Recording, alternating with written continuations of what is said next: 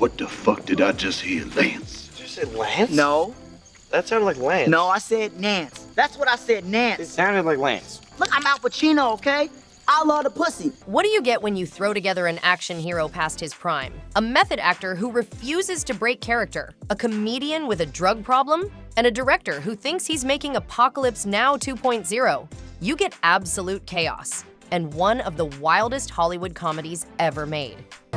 Heads up!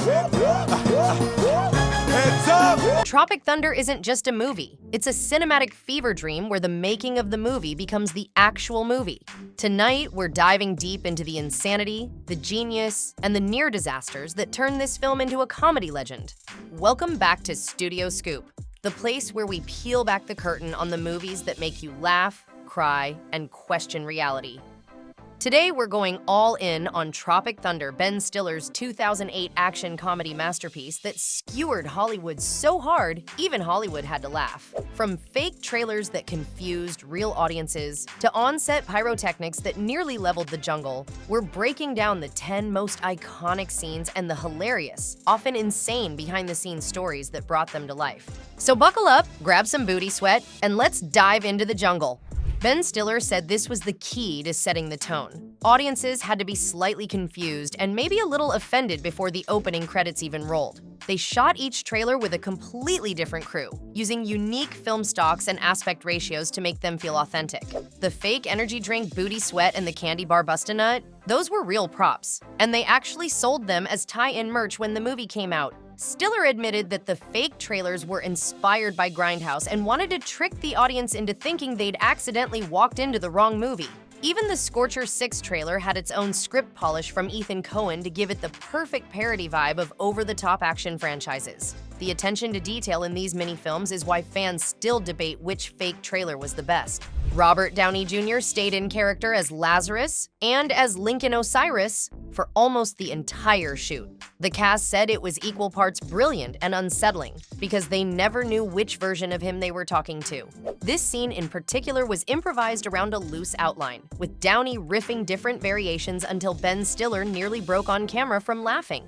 Downey's performance was so convincing it earned him an Oscar nomination, a rare feat for a broad comedy role, and reignited his career just as Iron Man was turning him into a megastar.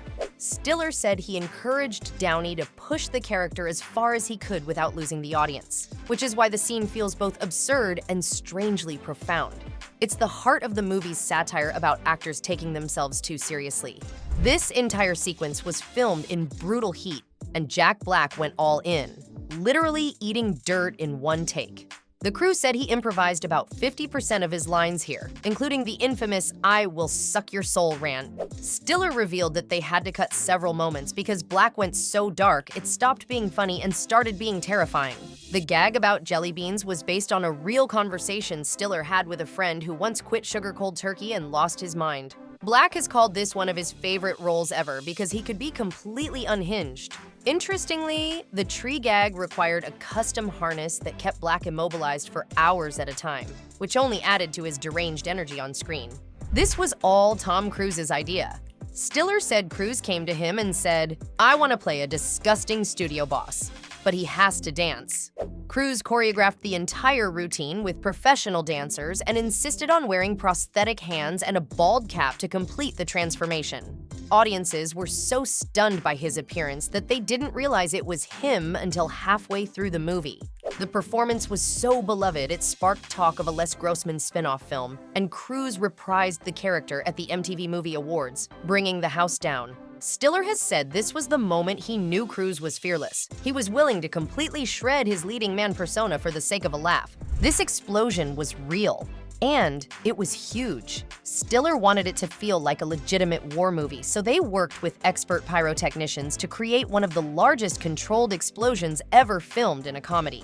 They only had one chance to get it right because of the cost and the environmental impact, so multiple cameras were set up miles away to capture it from every angle. According to Stiller, when the blast went off, he could feel the heat from hundreds of feet away. The studio nearly panicked when they saw the bill, but the shot became one of the most iconic images in the film. Stiller joked that after this scene, they had officially spent their Michael Bay money for the entire production. Yes, it was an animatronic panda. And yes, Ben Stiller got weirdly attached to it.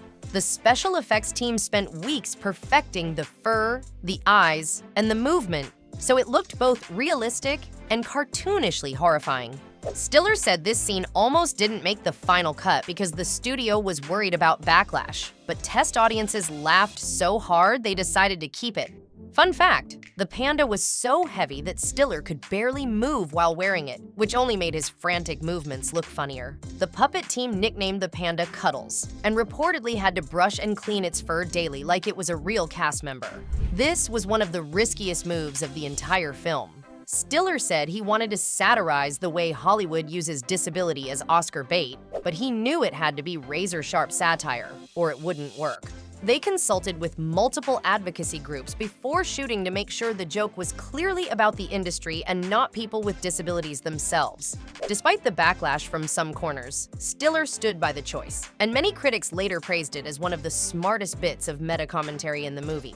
Robert Downey Jr. famously defended the film by saying, "It was about how wrong it is. That's why it was funny." Stiller even said the controversy probably helped the movie's box office, since everyone suddenly wanted to see what the fuss was about.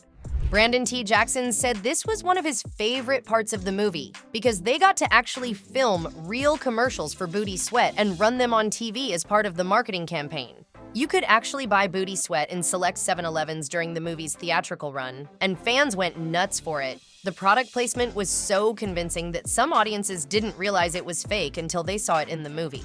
Stiller said he wanted Al Pacino to feel like a real rapper brand mogul, so they designed a full backstory for him, complete with fake album covers, tour posters, and lyrics that never appear on screen. This level of detail is why Alpa feels like he stepped straight out of an MTV Cribs episode. This scene was one of the hardest to shoot because everyone kept breaking character from laughing. Brandon T. Jackson said he had to do multiple takes just to get through the line, "You people?" without collapsing.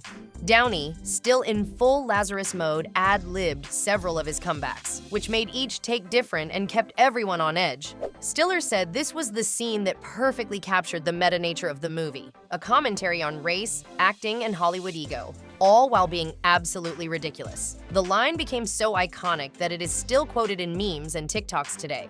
The finale was rewritten several times to balance the action and comedy. Stiller wanted it to feel like a real war movie climax, but still end on a Hollywood satire punchline. The fake Oscar sequence was actually shot after principal photography wrapped, once they realized the movie needed one last gut punch of meta humor.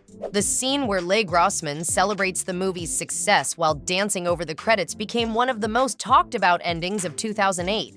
Fun fact, Stiller wore the same tuxedo in that scene that he wore to the actual Oscars earlier that year. Stiller said that the entire cast erupted in applause after shooting the last take, knowing they had nailed the perfect ending to such a wild ride. And there you have it. 10 scenes that make Tropic Thunder one of the boldest, funniest, and most chaotic comedies of the 21st century. This movie had everything. Fake trailers, real explosions, dancing Tom Cruise, and a cast willing to go all the way into madness for the sake of comedy. So, which moment is your favorite? Are you team Les Grossman dance, team Simple Jack, or team I'm a dude playing a dude? Drop a comment, smash that like button, and subscribe for more Studio Scoop deep dives into the movies that make you laugh until it hurts. This is Studio Scoop, signing off. And yes, we know who we are. We're a channel playing a channel disguised as another channel, and we're loving it.